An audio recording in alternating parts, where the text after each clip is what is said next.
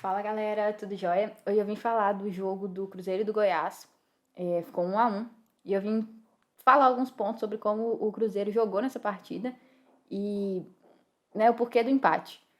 Bom, o Cruzeiro marcou o tempo inteiro no 4-4-2, se alternava às vezes para um 3-5-2, se alternava, mas na maioria do tempo foi no 4-4-2, igual essa imagem que a gente está vendo. E os dois homens de frente, aqui era quando o Bruno José ainda estava em campo, os dois homens de frente, eles não faziam pressão nenhuma ao portador da bola. Então era uma marcação num bloco médio, médio para baixo, e não havia pressão ao portador da bola. E isso acontecia também quando o Cruzeiro perdia essa posse de bola. Não havia um perde-pressiona ou uma recuperação rápida dessa bola. O Cruzeiro tinha uma tendência a não pressionar, ficava sempre cercando o adversário, mas não pressionava. Isso fez com que não conseguisse recuperar muitas bolas na partida e que não fizesse não criasse uma dificuldade no jogo do Goiás. Apesar do Goiás não ter jogado muito bem assim também, mas o Cruzeiro não gerou tanta dificuldade na troca de passe do Goiás, justamente porque não tinha essa marcação pressão ou não tinha os encaixes muito próximos, como a gente pode ver aqui, ó, esses encaixes eles estão distantes, os jogadores estão distantes, então os jogadores do Goiás tinham tempo para receber essa bola e poder trabalhar. Outro ponto interessante que eu observei ao longo da partida toda era a dificuldade, a lentidão do Cruzeiro em trabalhar essa transição ofensiva. O time decidiu, entrou com um sistema para jogar nesse contra-ataque, para jogar nessa transição, mas no momento da transição, pouquíssimos jogadores tinham velocidade para apoiar o portador da bola. Então, como a gente vê aqui, ó, tem esse jogador que está portador da bola, mas não tem ninguém de apoio que ele possa fazer uma tabela, que ele possa criar um jogo associativo. O outro jogador está aqui, tem um aqui que está sendo marcado.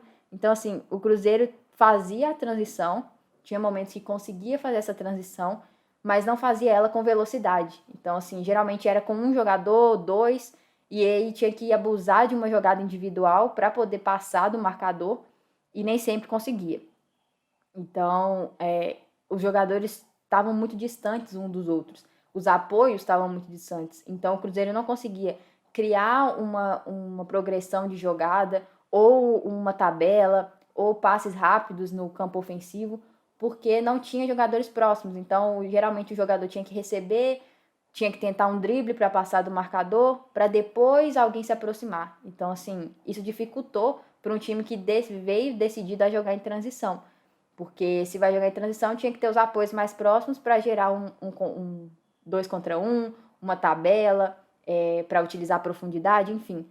E não foi isso que aconteceu. Porque, como a gente pode ver aqui, ó, tinha esse buraco na entrelinha, ninguém ocupava essa entrelinha e os jogadores estavam muito distantes, então não tinha como gerar uma progressão de jogada. Aqui nesse frame a gente consegue ver bastante como que o Goiás consegue tocar a bola sem ter uma pressão do adversário. O jogador aqui que estava na marcação nunca encostava. Então o jogador do Goiás conseguia dominar, tocar, cruzar a bola, inverter a jogada.